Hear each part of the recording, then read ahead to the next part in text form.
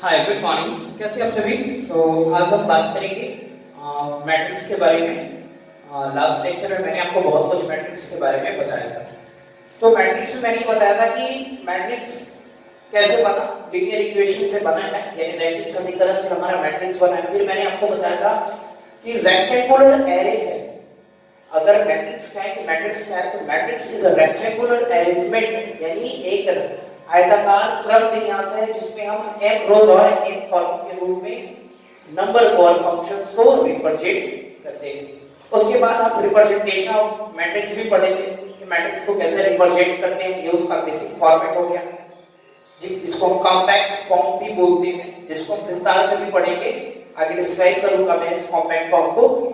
और number of elements के बारे में पढ़ेंगे कि अगर उसमें जो भी मैट्रिक्स में हम एंट्रीज करते हैं, लिखते हैं अंदर कोई भी फंक्शन या नंबर को, उसको हम एलिमेंट्स कहते हैं। और फिर उसका क्या ऑर्डर होता है, हर मैट्रिक्स का कुछ ना कुछ खास ऑर्डर होता है, यानी कोटि होता है, जिसको m into n हम ऐसे उसको रिप्रेजेंट करते हैं। और इसके बारे में मैंने आपको बताया था।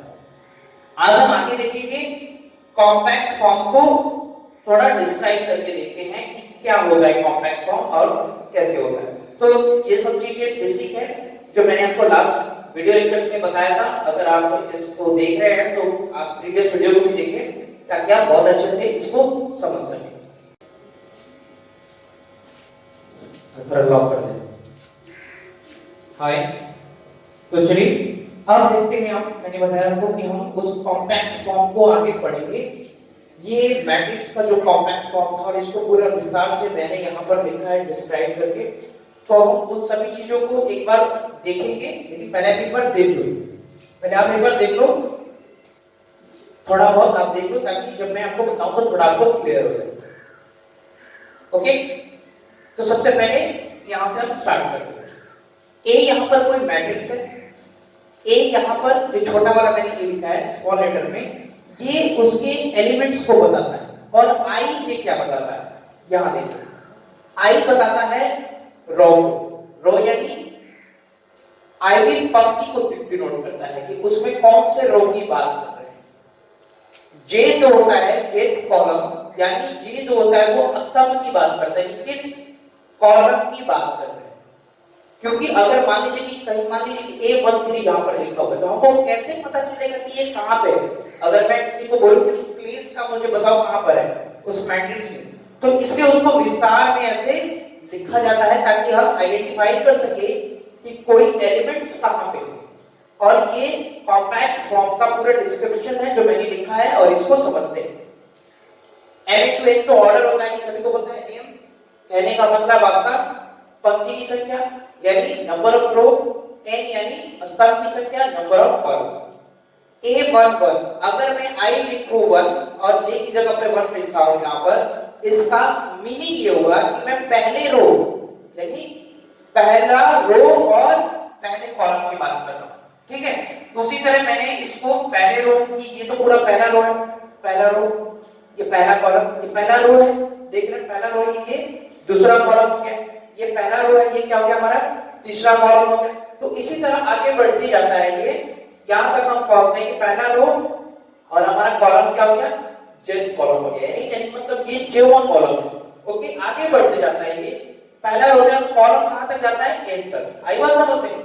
मैंने आपको बताया था कि n जो होता है वो हमारा क्या है, नंबर ऑफ कॉलम्स को रिप्रेजेंट करता है। तो लास्टली जो मैं देख के आऊं कि जो n टाइम्स तक मैंने ले लिया कि यहां पर क्या है कॉलम्स की संख्या है जो यहां से ऐसे बढ़ती जाती है। फिर ये सेकंड रो हो गया, देखिए आई की जगह पर सब जगह 2 2 2 2 लिखा हुआ है क्योंकि सेकंड रो की बात कर रहे हैं। ये ऐसे बढ़ते जाता है आई तक और फिर कहा जाता है m तक। ठीक है ना, सॉल्व किया हुआ है मैंने, आगे बढ़ते जाता है m तक, फिर ये बढ़ते जाता है और कहां तक आएगा n into m तक। आई बात समझ में? ये उसका पूरा डिस्क्रिप्शन है। इसमें एलिमेंट्स i जो होता है, ठीक है ना, ये पूरा हम सीख क्यों रहे हैं, इससे क्या होगा ना कि हम आइडेंटिफाई कर सकते हैं किसी भी एलिमेंट्स को कहां पर है उस मैट्रिक्स में, उसकी पोजीशन क्या है। ठीक है ना, तो इससे भी बहुत सारे क्वेश्चन है, ये बहुत इंपॉर्टेंट है, तो कोर है उसका, जिसको मैंने कॉम्पैक्ट फॉर्म में यहां पर लिखा था। ये उसका पूरा डिस्क्रिप्शन फॉर्म है। अगर आपको ये समझ में ना आया हो या दिक्कत हो तो आप मुझे कमेंट्स कर सकते हैं, मैं आपको बता दूंगा। ये आपको फिर से रिकॉल करा दूं कि आई जो होता है वो रो की संख्या को यानी रो नंबर ऑफ रो में कहां पर है वो उसको बताता है, और जे जो है वो जेवा कॉलम कौन सा कॉलम है वो उसको बताता है। मैं एक एग्जांपल लूंगा तो आपको ज्यादा बेटर क्लियर हो जाएगा। देखते हैं एक एग्जांपल देखते हैं। सपोज कीजिए यहाँ पर मैंने बोला कि ए एक मैट्रिक्स है और यहाँ पर 1 -1 0 2 है दिया हुआ, तो मैं बोलूं कि -1 का पोजीशन क्या है, ये कहां पे है। तो अगर हम इसको लोकेट करें, इसके पोजीशंस को देखें इस फॉर्मेट के आधार पर, तो ए ऐसे होगा, ठीक है ना। ये मैंने एक बेसिक कॉम्पैक्ट फॉर्म लिखा। अब यहां पर इसका मुझे पोजीशन बताना है, तो सबसे पहले हमने -1 यहां पर लिखा और इसका फॉर्मेट क्या है पता करने का मैंने बताया था कि आई जो होता है आईवा पंक्ति बताता है और जे क्या बताता है, जेवा कॉलम को बताता है, ठीक है। तो अगर मैं बोलूं कि यहां पर आई जो है, तो आई क्या है हमारा, कौन सा रो है, ये हमारा फर्स्ट रो है, यानी अगर मैं देखूं तो इसका रो क्या हो जाएगा हमारा पहला रो। ओके, आई बस समझ में। अगर मैं यहां पर लिख दूं ए, यहां पर ये क्या हो गया हमारा पहला रो हो गया, और जे कॉलम कौन सा है, तो ये पहला कॉलम हो गया, ये सेकंड कॉलम हो गया, यानी ये क्या हो गया हमारा दूसरा कॉलम है। तो क्या हो जाएगा A12, यानी A12 का जो पोजीशन होगा वो क्या बताएगा हमारा -1। यानी अगर कोई पूछे कि यहाँ पर इस क्वेश्चन में A12 क्या है तो हम लिख सकते हैं -1, या -1 का पोजीशन क्या है वो कौन सा, उसका पोजीशन बताइए मैट्रिक्स में, तो हम ये बता सकते हैं कि वो क्या होगा A12 लिख सकते हैं। आई बात समझ में ना। तो इस तरह से हम पोजीशंस को लोकेट करते हैं, क्योंकि इसी के बेस पे आगे सारे मैट्रिक्स के क्वेश्चंस को हम सॉल्व करेंगे। ओके, चलिए एक बार फिर से मैं रिकॉल करा दे रहा हूं कि ये मैंने जो फॉर्मेट लिखा है कि ए यहां पर एलिमेंट्स है और आई जो है, आई की जगह पर मैंने 1 2 ये जो भी पहला आई लिखा है यहां पर इन लिखा है, ये हमारा नंबर ऑफ रोज में कौन सा है वो पंक्ति, आईवी पंक्ति, यानी ith रो को क्या करता है रिप्रेजेंट करता है। फिर मैंने जो जे की जगह पर लिखा है वो jth कॉलम यानी जेवा स्तंभ को क्या करता है वो रिप्रेजेंट करता है। तो जो देखिए अगर हम कॉलम को देखते हैं, लास्ट वाला जो पार्ट है वो हमारा कॉलम को रिप्रेजेंट करता है, तो हमारा कॉलम पूरा n तक जाता है, कहां तक जाता है n तक जाता है। ओके, और अगर मैं पंक्ति की बात करूं, रो की बात करूं, तो रो कहां तक जाता है 1 2 3 और यहां तक मतलब ऐसे आगे बढ़ते जाता है आई, फिर कहां तक आ जाता है स्वर m तक आ जाता है। तो अगर इसका कॉम्प्लेट देखें हम कॉम्पैक्ट, तो इसे m into n यहां पर लिखा जाता है, ऑर्डर को m into n इसे लिखा जाता है। शायद अब समझ में आ गया होगा। चलिए अब आगे बढ़ेंगे हम और कुछ क्वेश्चंस करते हैं। यहां पर कुछ क्वेश्चंस है, हमें उसको देख लेते हैं।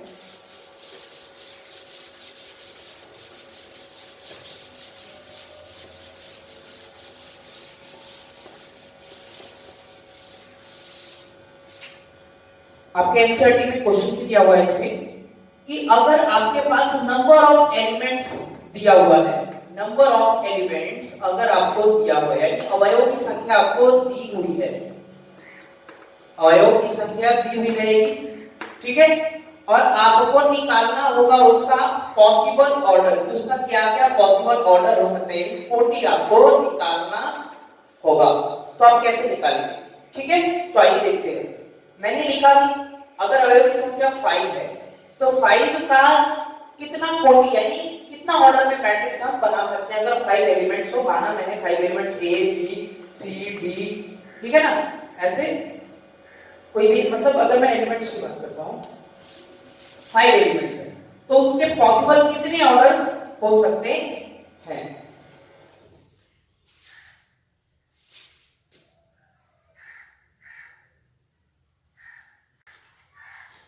अब हम कुछ क्वेश्चंस को करते हैं जो नंबर ऑफ एलिमेंट्स पे बेस्ड है, यानी अवयव की संख्या दी हुई होगी और अब उससे हमें ऑर्डर निकालना होगा, ठीक है ना, ऑर्डर पे और नंबर ऑफ एलिमेंट्स पे बेस्ड होगी। वैसे क्वेश्चंस को देखते हैं। अगर मान लीजिए आपके पास 5 एलिमेंट्स है और कहता है उसका पॉसिबल ऑर्डर बताइए कि उसकी कितनी कोटियां संभव है, तो हम देखिए उसको क्या करते हैं, उसका जो मल्टीपल फ्रैक्शन होगा वही उसका क्या हो जाएगा ऑर्डर होता है। तो 5 का अगर मैं देखूं तो 1 into 5 हो सकता है और 5 into 1 हो सकता है, और जैसे इसका मल्टीपल फ्रैक्शन है क्या, वो नहीं है, तो यानी इसकी पॉसिबल जो 5 की जो पॉसिबल ऑर्डर है वो क्या हो सकती है, 2, यही तो ऑर्डर हो सकती है।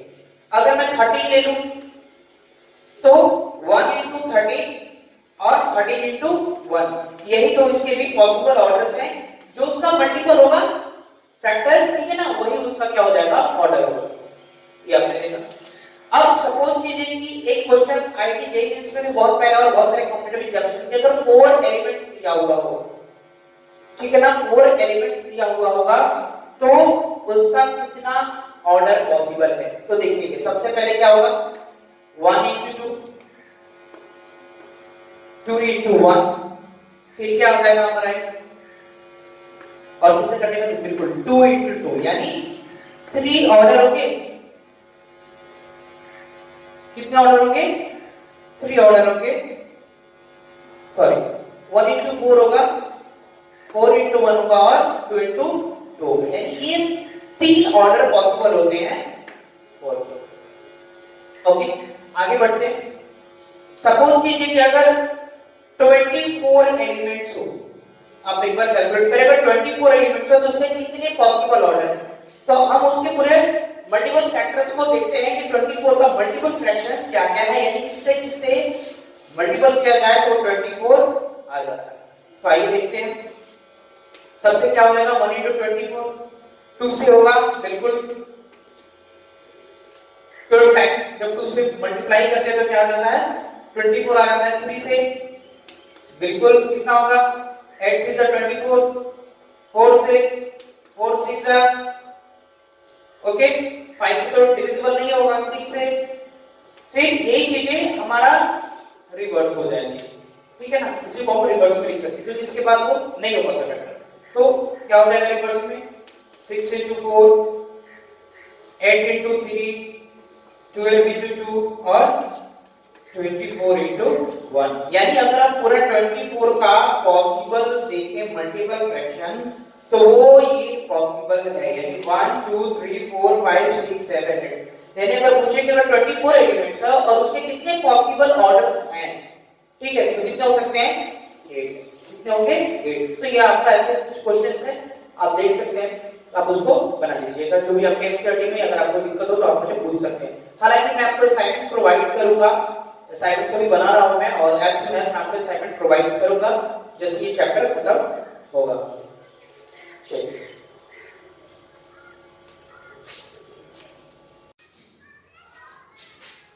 चलिए अब कुछ क्वेश्चंस करते हैं। फिर ये एक अलग टाइप का क्वेश्चन है जो एनसीईआरटी बेस्ड है। हालांकि अभी हम बेसिक लेवल क्वेश्चन कर रहे हैं, मैं इसके बाद आपको एडवांस लेवल के भी कुछ क्वेश्चन बताऊंगा। तो पहले कुछ बेसिक कॉन्सेप्ट्स इससे हमें मिलेंगे, ठीक है, उन सभी चीजों को सीख लें। ये क्वेश्चन है एनसीईआरटी का कि ये एक आयु दिया, एक मैट्रिक्स दिया हुआ है, और इसका पहला जो क्वेश्चन इसमें इसका ऑर्डर बताना है, दूसरा है अवयव की संख्या यानी नंबर ऑफ एलिमेंट्स हमें फाइंड आउट करने हैं कि कितने नंबर ऑफ एलिमेंट्स हैं, और थर्ड है कि ये जो एलिमेंट्स लिखे हुए हैं इसका हमें पोजीशन यानी बताना है कि इस पोजीशन पे कौन सा एलिमेंट्स है, यहाँ पर कौन सा अवयव का नाम लिखना है। तो चलिए देखते हैं सबसे पहले कि ऑर्डर ऑफ मैट्रिक्स क्या होता है। तो ऑर्डर के बारे में मैंने बताया था, m into n जो होता है वो क्या बताता है, ऑर्डर बताता है। m जो होता है वो क्या होता है, रो, और n जो होता है वो क्या होता है, कॉलम यानी स्तंभ को बताता है। चलिए देखते हैं, अगर रो की बात करें और कॉलम की बात करें तो इसमें कितने रो और कॉलम है, आइए देखते हैं। अगर हम रो की बात करें, ये पहला रो R1, ये हमारा सेकेंड रो R2, ये हमारा थर्ड रो क्या हो गया R3, यानी 3 रोज है। कितने रोज हो गए हमारे पास, 3 रोज। ओके, अब बात करते हैं कॉलम की। कॉलम कितना हो गया, C1 C2, ये क्या हो गया हमारा C3, और ये क्या हो गया C4, यानी कॉलम कितने हो गए, 4। यानी अगर इसका ऑर्डर देखें m into n तो ऑर्डर क्या हो जाएगा हमारा, n की जगह कितना है 3 रोज है, और कॉलम कितने हैं 4, यानी इसका पहला का आंसर हो जाएगा 3 into 4, इसका ऑर्डर क्या हो जाएगा 3 into 4। ओके, अब बात करते हैं अवयव की संख्या। तो अगर हम इसको मल्टीपल करके, मैंने बताया था कि अगर हम m into n को मल्टीपल करके लिख दें, जो भी हमारा रिजल्ट होगा वो क्या बताता है, नंबर ऑफ एलिमेंट्स, यानी 3 4 जा 12। यानी अगर मैं बात करूं कि इसमें अवयव की संख्या कितनी होगी तो कितनी हो जाएगी 12। हम काउंट भी कर सकते हैं 1 2 3 4 5 6 7 8 9 10 11 12, यानी 12 हमारे क्या हो गए, अवयव की संख्या हो गई। चलिए अब आगे बढ़ते, इसका जो थर्ड है उसको देखिए। अब ये कहता है कि हमारा A13 एलिमेंट्स बताइए कौन है इसमें से। तो A तो हमारा ये एलिमेंट्स को बताता है, और ये यहाँ पर क्या I है और J। याद आ रहा है क्या, मैंने बताया था आपको ये चीजें कि A जो होता है मैट्रिक्स को रिप्रेजेंट करते हैं, तो A एलिमेंट्स होता है और ये I और J कॉलम को रिप्रेजेंट करता है। तो यहाँ पर I की जगह पर 1 है, यानी पहला रो। ओके, तो पहले रो की बात करेंगे, ये हमारा पहला रो है। ओके, ये जो हो गया हमारा पहला रो हो गया, और ये जो 3 है यहाँ पर J की जगह, यानी कॉलम की बात, यानी थर्ड कॉलम में कौन सा है ये, तो ये काट किसको रहा है, यानी 19। आई बात ना, 19 हो गया हमारा। A21 अगर बात करते हैं वैसे A21 यानी सेकंड रो और पहला कॉलम, तो सेकंड रो कौन सा हमारा ये हो गया, और पहला कॉलम कौन सा, वही, यानी क्या हो जाएगा हमारा 35। फिर उसी तरह बात करते हैं A33 क्या होगा हमारा एलिमेंट, अगर देखें third column, third row, third column. Okay, ये 3 क्या बताता है, रो को, और ये क्या बताता है हमारा कॉलम को। तो यहाँ पर देखते हैं क्या आ जाएगा हमारा थर्ड रो ये हमारा, और कॉलम कौन सा है थर्ड, ये यानी -5। ओके, आगे बढ़ते A24 वैसे ही होगा हमारा, कैसे 2 क्या होगा second row, fourth number column कौन सा है, ये है हमारा, यानी सेकंड रो हो गया। ओके, फोर्थ कॉलम में क्या है 12 आ जाएगा। A23 यानी सेकंड रो थर्ड कॉलम हमारा 5/2। तो ऐसे बहुत सारे कुछ क्वेश्चंस होंगे, अगर आपको बुक्स में हो, आप जो भी बुक्स में बना रहे हैं, अगर ऐसे क्वेश्चन हो तो बिल्कुल आप क्वेश्चंस को पढ़ें। आगे मैं आपको जब असाइनमेंट प्रोवाइड करूंगा, मैं भी शायद कल मैं आपको असाइनमेंट जो लिंक कर दूंगा, तो आपको मिल जाएगा, और आपको पीडीएफ के थ्रू मैं सारे असाइनमेंट्स आपको प्रोवाइड करूंगा। तो ये कुछ बेसिक लेवल के क्वेश्चंस थे जो हमने देखा। अब इसके बाद हम बात करेंगे क्लासिफिकेशन ऑफ मैट्रिक्स। अब जो हमारा होगा वो होगा क्लासिफिकेशन ऑफ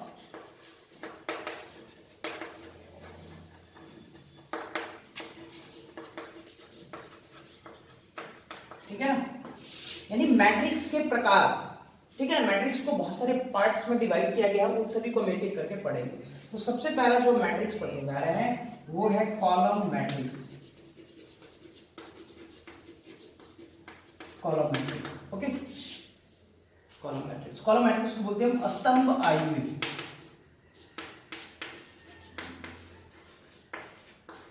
ये क्या होता है, स्तंभ आयुवी की बात करते हैं, वैसा मैट्रिक्स जिसमें कॉलम हमारा 1 हो, यानी कहने का मतलब n क्या हो 1 हो। n कितना होगा उससे हमें मतलब नहीं, यानी रोज कितने होंगे उससे हमें मतलब नहीं है।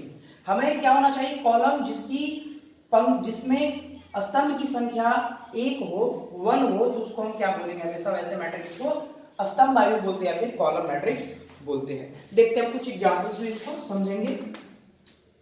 मैंने ए मैट्रिक्स लिखा, देखा 2 3 1।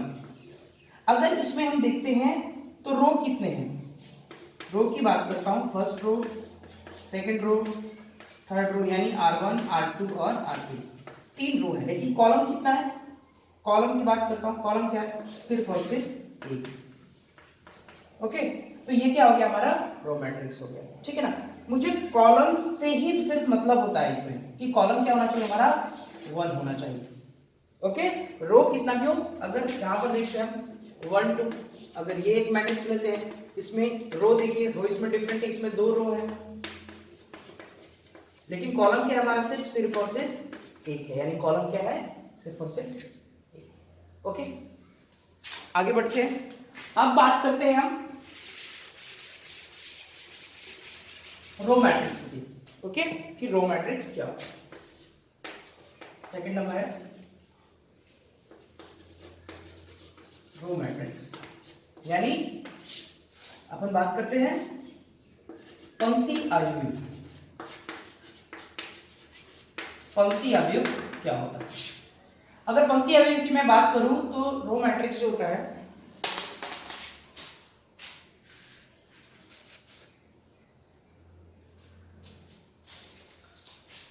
अब बात करते हैं हम रो मैट्रिक्स के बारे में कि रो मैट्रिक्स क्या होता है।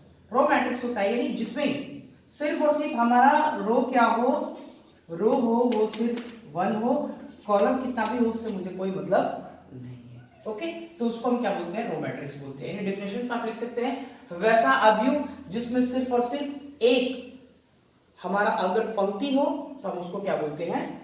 पंक्ति अवयव बोलते हैं या फिर रो मैट्रिक्स बोलते हैं। एग्जाम्पल में समझिए कुछ चीजों को। मैंने एक मैट्रिक्स लिया, लिखा है यहाँ पर 2 3 1।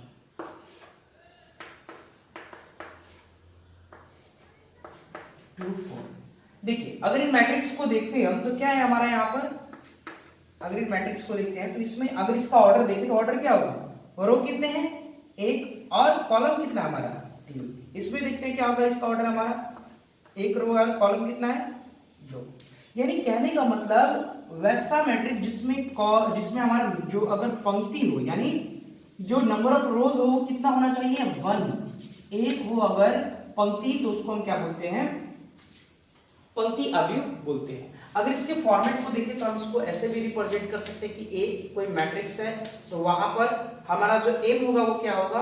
1 होगा और एन तो कुछ भी हो सकता है, उससे मुझे मतलब नहीं है। यानी कॉलम कितना भी हो सकता है, रो क्या होना चाहिए? 1 होना चाहिए। इसी तरह तो ये रिप्रेजेंटेशन हमारा क्या बताता है? रो मैट्रिक्स को बताता है। इसके पहले जो हमने पढ़ा था कॉलम मैट्रिक्स, तो कॉलम अगर बात करते हैं तो उसका क्या हो जाएगा? m इंटू 1, यानी यहाँ पर m वेरिएबल कुछ भी हो सकता है, ठीक है ना? 1 2 3 4 5 6 7 8 कुछ भी। बट यहाँ पर अगर मैं कॉलम की बात करूं तो कॉलम हमेशा क्या होगा? वो फिक्स्ड होगा, 1 होगा। तो वैसे को हम क्या बोलते हैं? कॉलम, यानी कॉलम मैट्रिक्स, यानी स्तंभ अवयव बोलते हैं। आगे हम इसके बाद पढ़ेंगे नेक्स्ट लेक्चर में। Thank you.